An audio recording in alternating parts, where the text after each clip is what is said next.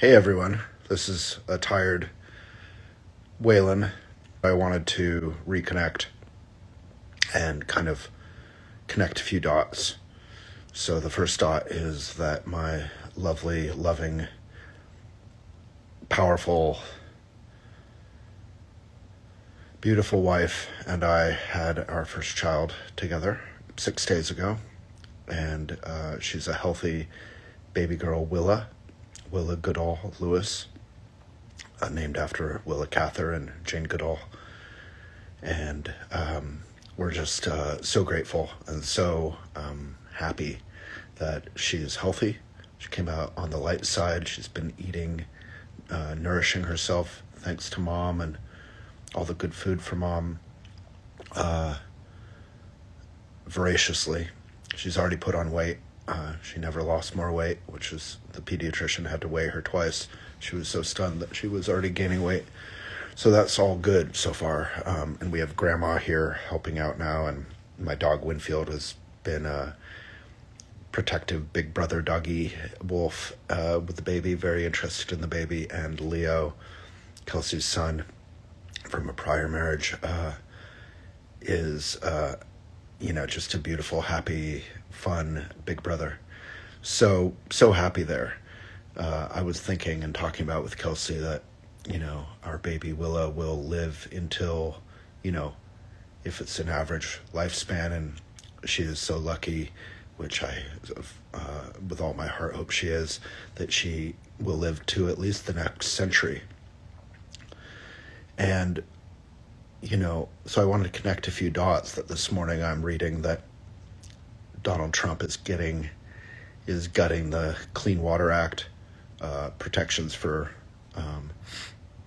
marshes and rivers, and he's taking about 100 other actions just in the last couple months to transform the EPA and all that we do to protect endangered species, and invest in solar or wind and flipping that on its head. And we already subsidize. People like to criticize socialism, would be surprised how much we subsidize fossil fuels, which is an industry that's been around for more than 100 years, well over. So this planet, we used to have a couple major floods or hurricanes or whatever per season. Now we're having, billions and billions and billions and billions of dollars of damages rapidly. You can look at the charts. It's like this or like this, depending on the perspective. So we need a habitable planet for Willa and all our children to live on. I know we know this, but we don't really act like it. Big oil is pushing us to destroy our own planet, and we need to resist. We can't give them the power. We can't just blame big oil. We have to say, we blame you. We hold you accountable. We blame President Trump and any others who are actively trying to exploit and gut our beautiful national forests, our beautiful oceans, our entire planet, undercutting the plastics treaty that was going to be international. But we also need to resist. We need to not support Amazon. We need to not support plastic, which is made out of oil. We need to do what we can do. And I say this in a lot of videos lately, I think, because I'm a new father. And, while I've always talked about it, I've been on the anti-plasticator train for, 20 years. I've been doing videos on this stuff or podcasts. I hope it gets through. I hope this is no longer just regarded as a hippie kind of weird cause. Buy secondhand, buy organic, and try to, in terms of activism, go to protests, vote. Voting is endangered right now. We need to show up. And then there's the thing of overwhelm. You can get lost on social media looking at crazy videos, some of which are great. My biggest advice there, people ask me all the time, is really just pay attention to journalism. Forget all the partisanship. Martin Luther King Jr. talked about active love. Love isn't enough. Caring isn't enough if we're kind of protecting ourselves and hiding from the news. We need to pay attention to the news, but maybe just good journalism, PBS or, NPR, whatever it is, but not this partisan stuff.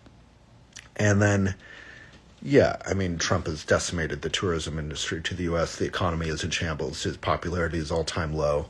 But he's still acting unilaterally. He thinks not only is he the king, of the U.S., he thinks he's the king of the world. He just ordered that Venezuela's airspace be cleared in preparation possibly for a land war, which is what he talked about, that land is easier. No president has the power to order another airspace clear. Then this is an act of war and should go through Congress. This isn't just a fly-by-night bombing or something. This is serious stuff, and it's distraction from Epstein and the fact that he's a con man, pedophile, all that stuff, allegedly, we have to say. But I just want to reemphasize that we have the power to selectively, mindfully pay attention, not overwhelm ourselves, devote ourselves to family and community and our home sweet home and our work and caring for ourselves, taking a bath, reading a good book, and at the same time pay attention to good journalism and be active in our daily life. Reject plastic bags. Take your tote bag. You probably have 100 cloth tote bags. Most of us do at this point. Buy secondhand from Marketplace, or better yet, local antique or vintage or thrift shops. Do the work of being a good, mindful human, and we can resist. We're seeing that in the elections thus far. I just saw that Senator Cory Booker, who's been on this show right here, he's vegan. He's always talking about active love. He just got married. So any of us who are making bonds of marriage or having children, as I said in my comment on Cory Booker's beautiful post, I said, thank you for your example of caring actively. And, may we be kind to one another. May we protect our planet. May we protect democracy. Democracy is such a privilege. I remember growing up in the U.S. during the Reagan era, and despite what was happening, feeling so grateful I was here.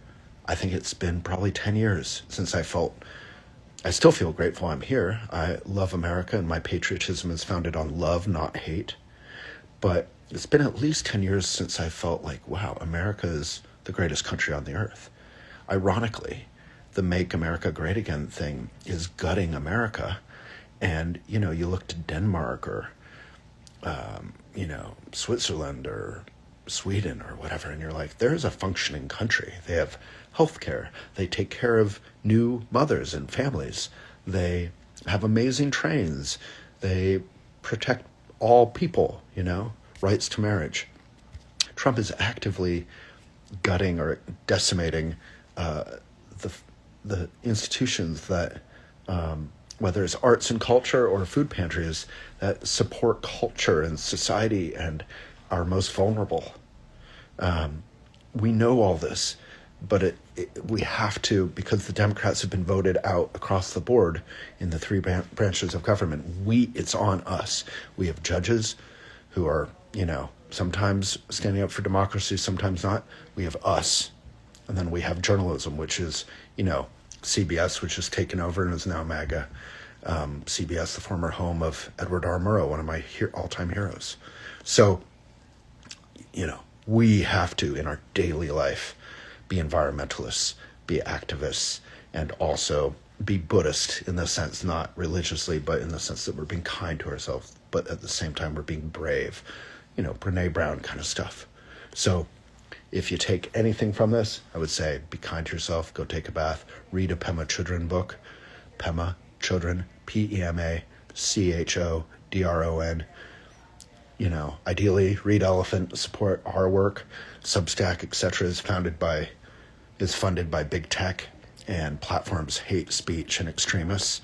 I am not a fan of anyone who would do that. Support independent media, what little is left of it. And good luck to us all, women especially, and immigrants and minorities. Basically any sort of subset of people who Trump doesn't want to to say this in a constructive way, but if he feels like he can take advantage or blame any group of people, he will. So, big love. I have a new baby girl, Willa, good old Lewis, and we are so happy. But caring about a baby is not enough. We have to care about the world that the baby is going to get to live in. So let's all care about that world. And please be of benefit daily. Thank you so much, and big love to all of you.